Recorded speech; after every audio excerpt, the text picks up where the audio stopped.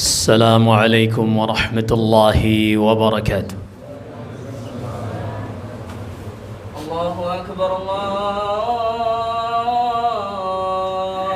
أكبر الله أكبر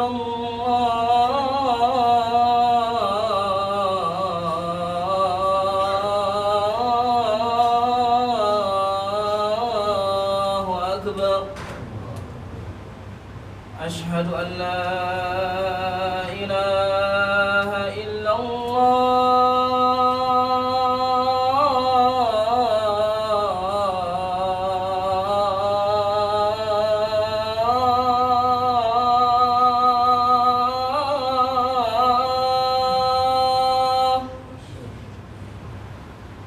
أشهد أن لا إله إلا الله.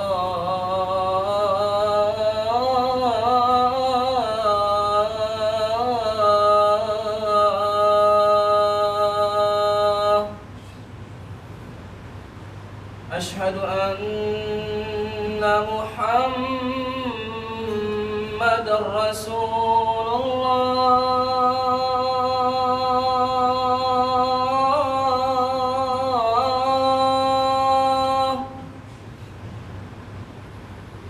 أشهد أن محمدًا رسول الله.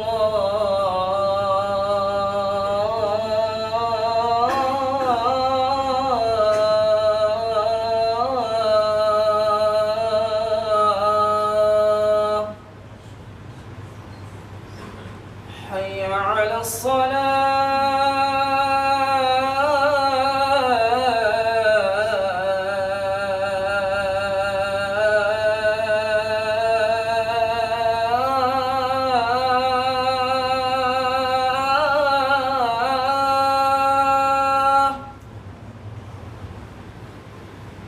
حي على الصلاة.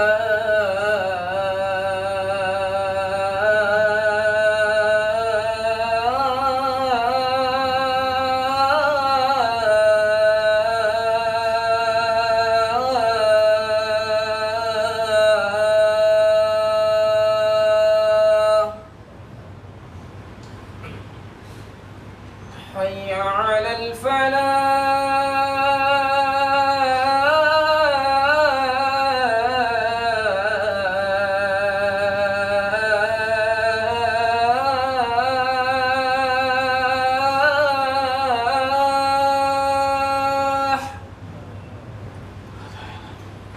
حي على الفلاح.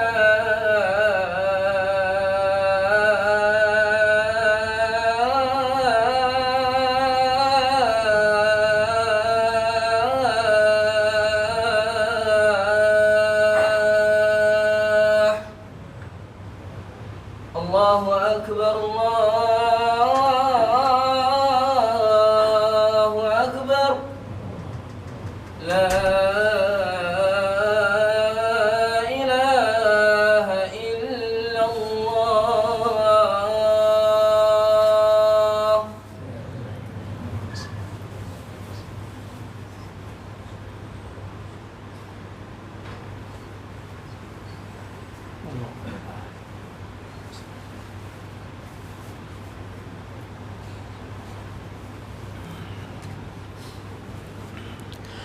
إن الحمد لله نحمده تعالى ونستعينه ونستغفره ونتوب إليه ونستهديه ونعوذ بالله من شرور أنفسنا ومن سيئات أعمالنا. من يهده الله فلا مضل له ومن يضلل فلا هادي له. أشهد أن لا إله إلا الله وحده لا شريك له وأشهد أن محمدًا عبده ورسوله. يا أيها الذين آمنوا اتقوا الله حق تقاته ولا تموتن إلا وأنتم مسلمون. يا أيها الناس اتقوا ربكم الذي خلقكم من نفس واحدة وخلق منها زوجها وبث منهما رجالا كثيرا ونساء واتقوا الله الذي تساءلون به والأرحام إن الله كان عليكم رقيبا يا أيها الذين آمنوا اتقوا الله وقولوا قولا سديدا يصلح لكم أعمالكم ويغفر لكم ذنوبكم ومن يطع الله ورسوله فقد فاز فوزا عظيما أما بعد فإن أصدق الحديث كتاب الله عز وجل وخير الهدي هدي نبينا محمد صلى الله عليه وعلى آله وصحبه وسلم وشر الأمور محدثاتها فإن كل محدثة في دين الله تعالى بدعة وكل بدعة ضلالة وكل ضلالة في النار. معاشر المسلمين رحمكم الله, Allah subhanahu wa ta'ala telah tetapkan kepada seluruh manusia untuk menunaikan amanah sesuai apa yang diembankan kepada mereka. Allah subhanahu wa ta'ala berfirman di dalam surat An-Nisa, Ya ayyuhalladzina innallaha ya'murukum an tu'addul amanati ila ahliha wa idha hakamtum bainan nas an tahkumu bil adl innallaha ni'ma ya'idhukum bih innallaha kana sami'an basira. Kata Allah, sesungguhnya Allah subhanahu wa ta'ala telah mewajibkan, menetapkan di dalam hukumnya yang syar'i kepada kalian semua untuk menunaikan amanah sebagaimana diembankan di pundak-pundak kalian. Ma'asyiral muslimin rahimakumullah, ketahuilah menunaikan amanah adalah perkara yang sangat besar di sisi Allah subhanahu wa ta'ala. Allah subhanahu wa ta'ala sebutkan tentang amanah yang harus ditunaikan ini dalam berbagai sendi kehidupan manusia, baik itu di dalam masalah muamalah ataupun di dalam masalah-masalah keluarga, seperti pada firman Allah subhanahu wa ta'ala berkaitan dengan jual beli, berkaitan dengan hutang piutang. Allah subhanahu wa ta'ala berfirman, falyu'addil ladzi tumina amanatahu walyattaqillaha rabbah wala taktumus syahada. Kata Allah menjelaskan tentang interaksi sesama manusia di dalam hukum pegadaian. Ketika seorang meminjam dana dari saudaranya, kemudian dia berikan jaminan berupa barang, kata Allah, maka hendaknya orang yang diberikan amanah menunaikan amanah tersebut sebagaimana yang dibebankan kepadanya. Ma'asyiral muslimin rahimakumullah, dan juga di dalam urusan keluarga, di dalam urusan rumah tangga, seorang ayah telah diberikan amanah oleh Allah subhanahu wa ta'ala untuk menunaikan segala apa yang dibebankan kepadanya, baik hak berkaitan dengan istrinya, hak berkaitan dengan anak-anaknya. Allah subhanahu wa ta'ala berfirman di dalam suratun Nisa, Ar-rijalu qawwamuna 'alan nisa bima faddalallahu ba'dahum 'ala ba'd wa bima anfaqu min amwalihim. Dan para lelaki, para suami-suami di rumah-rumah mereka masing-masing, mereka adalah qawwam, mereka adalah pemimpin yang menegakkan sebuah rumah tangga, maka hendaklah mereka menunaikan sesuai apa yang telah Allah berikan amanah ini, dikarenakan kelebihan yang telah Allah anugerahkan untuk mereka dengan harta yang mereka infakkan kepada istri dan anak-anak mereka. Ma'asyiral muslimin rahimakumullah. Dan juga Nabi sallallahu alaihi wasallam bersabda di dalam Sahih Bukhari, kata Nabi sallallahu alaihi wasallam, kullukum ra'in wa kullukum mas'ulun an ra'iyatihi farrajulu ra'in fi baitihi wa huwa mas'ulun an ra'iyatihi. Semua kalian telah Allah jadikan pemimpin amanah yang dijadikan di atas pundak-pundak kalian. Seorang laki-laki, seorang ayah, seorang suami, dia adalah seorang pemimpin di dalam rumah tangganya, dan kelak di hari kiamat kelak Allah subhanahu wa ta'ala akan minta pertanggungjawaban darinya sejauh mana dia menunaikan amanah yang telah Allah embankan kepadanya.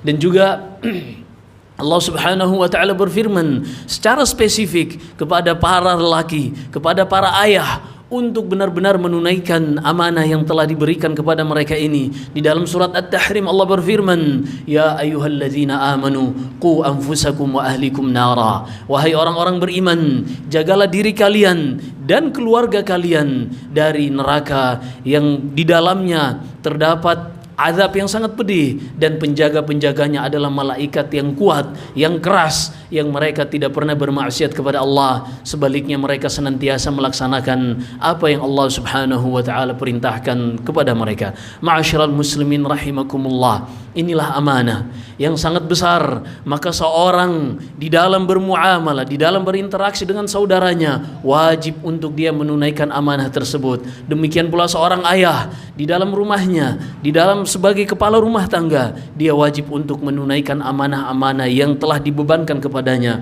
Demikian pula seorang di dalam pekerjaannya, dia telah diberikan amanah, baik itu pekerjaan yang sifatnya tijarah, yang sifatnya bisnis, ataukah pekerjaan yang sifatnya dia sebagai karyawan. Karena Nabi SAW telah sebutkan bahwasanya seorang yang menjadi karyawan, seorang yang menjadi pegawai adalah dia telah menerima amanah dari orang yang memberikan pekerjaan kepadanya, dan sebagai balasannya, imbalannya adalah upah yang telah diberikan untuknya, baik itu setiap hari ataukah setiap pekan ataukah setiap bulan, sesuai kesepakatan antara pemberi pekerjaan dan pelaksana pekerjaan tersebut. Ma'asyiral muslimin rahimakumullah, jika seorang telah diberikan upah dari pekerjaan yang sudah ia sepakati dengan pemilik pekerjaan, baik itu sifatnya negara ataupun sifatnya swasta ataupun perorangan, maka seorang jika telah menerima gaji dari pekerjaan yang dia lakukan,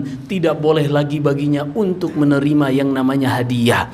Kata Nabi sallallahu alaihi wasallam, hadayal ummal ghulul, hadiah, gratifikasi yang diterima oleh pegawai pada profesi yang sudah dia diberikan gaji dan upah padanya, maka itu adalah ghulul. Apakah itu ghulul? Ghulul disebutkan di dalam Al-Quran, di dalam surat Al-Imran Allah berfirman, wa ma kana linabiyyin ay yaghul wa may yaghlul ya'ti bima ghalla yaumal qiyamah.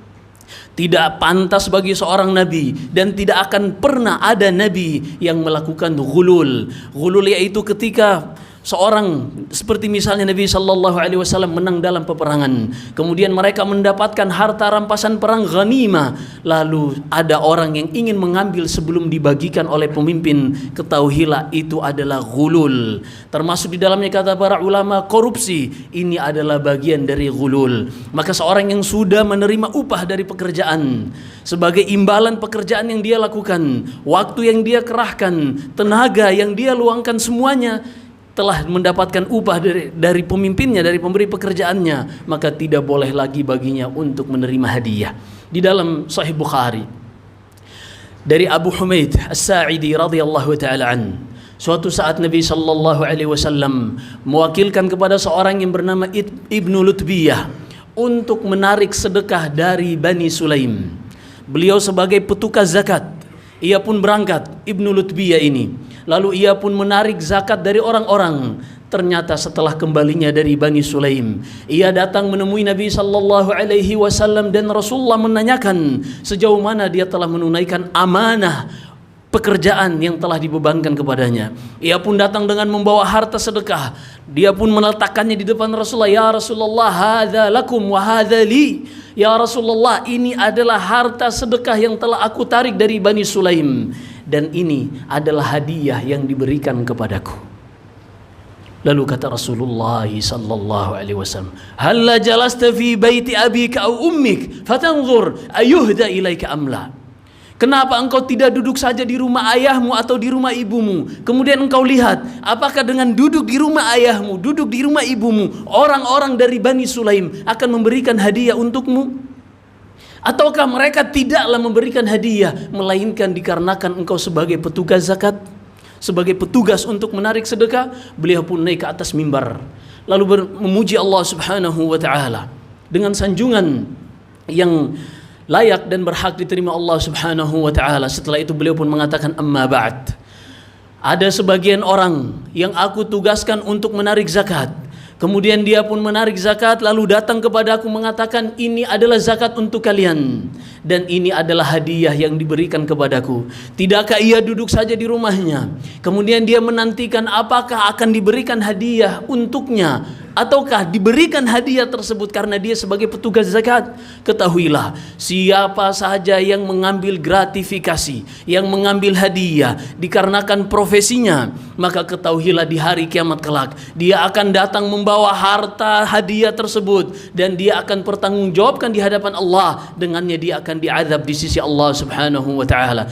Dan Nabi sallallahu alaihi wasallam bersabda, ar-rashi wal murtashi finnar, seorang yang memberikan gratifikasi dan yang menerima gratifikasi, keduanya di dalam neraka, waliyadzubillah. Seorang yang korupsi atau yang membukakan jalan-jalan untuk korupsi, semuanya akan diazab oleh Allah Subhanahu wa taala di dalam neraka, waliyadzubillah. Inilah Islam, agama yang mengajarkan tentang amanah, agama yang mengajarkan tentang profesionalitas. Karena seorang ketika dia sudah menerima yang namanya hadiah ini, yang namanya manusia, kecenderungan hatinya akan lebih mengarah kepada orang yang memberikan kebaikan kepadanya dan akan menzalimi hak orang-orang yang tidak memberikan hadiah kepadanya. Sehingga para ulama menyebutkan bahwasanya seorang murid tidak boleh memberikan hadiah kepada gurunya, sebagaimana juga wali murid tidak boleh memberikan hadiah apapun kepada gurunya, apalagi kepada sekolahnya. Semuanya tidak boleh, karena hal ini akan mengubah kecenderungan hati seorang guru atau mengubah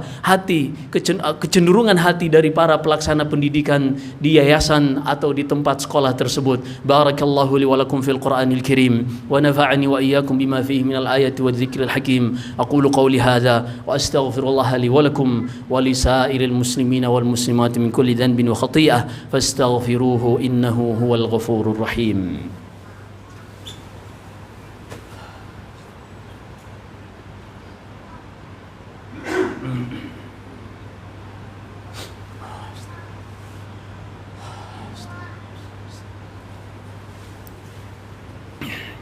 Alhamdulillahi rabbil alamin wal 'aqibatu lil muttaqin wala 'udwana illa 'alal zalimin.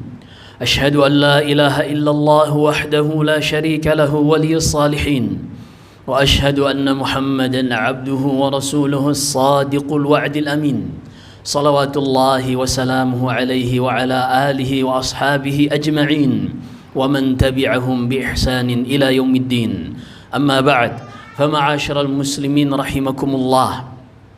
Tubuh kita, mata penglihatan kita, telinga dan pendengaran kita, dan setiap jengkal, bahkan setiap sendi yang kita miliki, semuanya adalah amanah dari Allah Subhanahu wa taala. Dan di hari kiamat kelak, Allah Subhanahu wa taala akan meminta pertanggungjawaban dari kita semua sejauh mana kita telah menunaikan amanah dengan diberikannya jasad ini.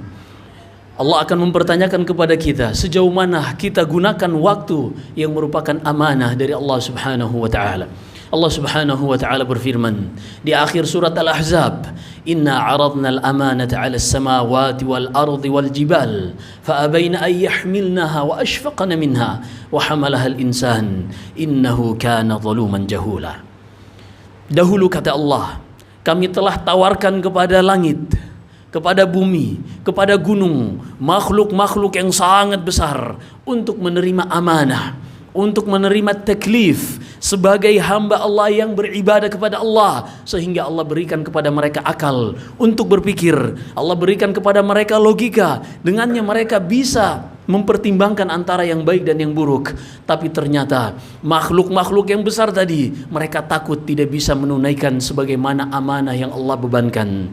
Maka mereka pun memohon uzur kepada Allah, meminta izin kepada Allah untuk tidak dibebankan amanah tersebut. Lalu datanglah manusia yang tidak tahu kadar dirinya, yang terlalu melampaui batas terhadap kemampuan yang yang Allah berikan kepadanya. Ia pun mengatakan siap untuk menerima amanah tersebut. Ketahuilah, di hari kiamat kelak Allah Subhanahu wa taala akan meminta pertanggungjawaban dari setiap inci dari tubuh kita, dari setiap sendi yang kita miliki. Maka ibadallah, ma'asyiral muslimin rahimakumullah, di hari ini kita masih memiliki kesempatan. Kalau seandainya sebelumnya kita belum menjadi orang-orang yang bisa menunaikan amanah ini sebagaimana yang dibebankan oleh Allah, maka saatnya kita untuk mengubah mindset kita. Saatnya untuk kita mengubah kembali langkah kita, introspeksi diri untuk benar-benar bisa menunaikan amanah ini yang semuanya akan ditanyakan oleh Allah Subhanahu wa taala. Allah berfirman di surat Al-Fussilat, "Wa yauma yuhsyaru a'da'ullahi ilan nar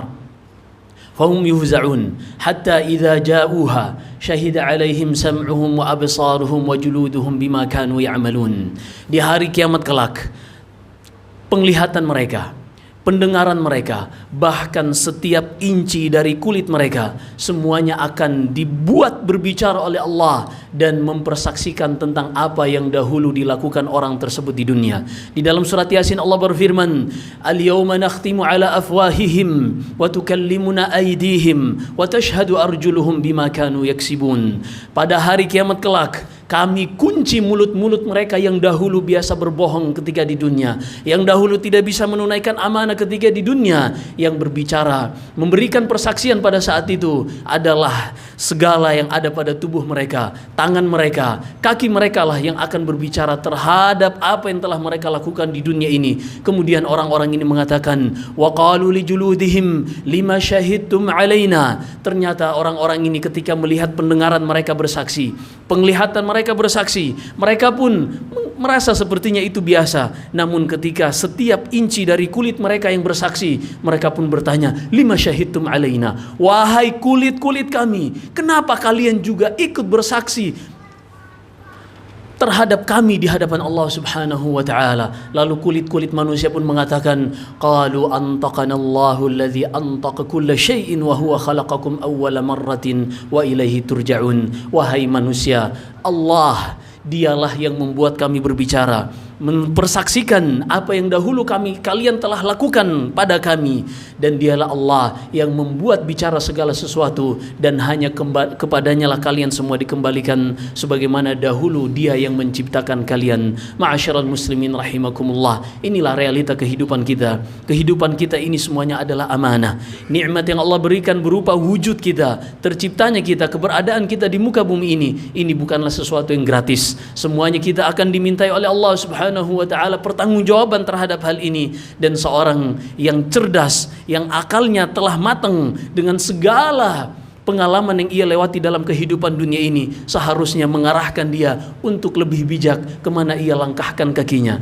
Seharusnya akal yang begitu cerdas yang dimilikinya ini akan lebih bijak mengarahkan ia kemana ia akan bawa tubuhnya ini, kemana ia akan luangkan waktunya, dan kemana ia akan gunakan hartanya. Hari ini kita masih memiliki kesempatan untuk bertobat kepada Allah. Kita masih memiliki kesempatan untuk introspeksi agar menjadi lebih baik. Tapi di hari kiamat kelak tidak ada waktu lagi, dan ketika ajal telah sampai di tenggorokan, sudah tidak ada kesempatan lagi untuk seorang bertobat kepada Allah Subhanahu wa taala. Maka seorang yang cerdas, mereka yang menggunakan waktunya saat ini untuk introspeksi diri, yang kemudian mengantarkan ia untuk menjadi hamba yang lebih baik di sisi Allah, yang sanggup untuk menunaikan amanah yang telah Allah bebankan kepadanya. Innallaha wa malaikatahu yusalluna 'alan nabi ya ayyuhalladzina amanu sallu 'alaihi wa sallimu taslima. Allahumma salli 'ala Muhammad wa 'ala ali Muhammad kama shallaita 'ala Ibrahim wa 'ala ali Ibrahim innaka Hamidum Majid, wa barik 'ala Muhammad wa 'ala ali Muhammad kama barakta 'ala Ibrahim wa 'ala ali Ibrahim innaka Hamidum Majid.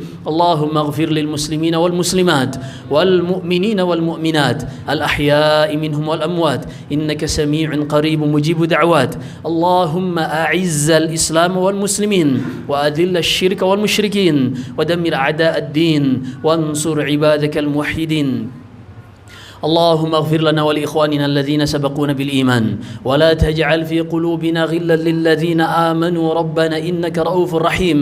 اللهم اجعل هذا البلد آمنا وسائر بلاد المسلمين. اللهم وفق ولي أمرنا لما تحب وترضى وخذ بناصيته للبر والتقوى وارزقه البطانة الصالحة التي تدله على الخير وتعينه عليه. اللهم إنا نسألك فعل الخيرات وترك المنكرات وحب المساكين وأن تغفر لنا وترحمنا، وإذا أردت بعبادك فتنة فاقبضنا إليك غير مفتونين. اللهم إنا نسألك حبك وحب من يحبك وحب عمل يقربنا إلى حبك. ربنا هب لنا من أزواجنا وذرياتنا قرة أعين واجعلنا للمتقين إماما. ربنا آتنا في الدنيا حسنة وفي الآخرة حسنة وقنا عذاب النار. عباد الله، إن الله يأمر بالعدل والإحسان وإيتاء ذي القربى وينهى عن الفحشاء والمنكر والبغي يعظكم لعلكم تذكرون واذكروا الله العظيم الجليل يذكركم واشكروه على نعمه وآلائه يزدكم ولذكر الله أكبر والله يعلم ما تصنعون.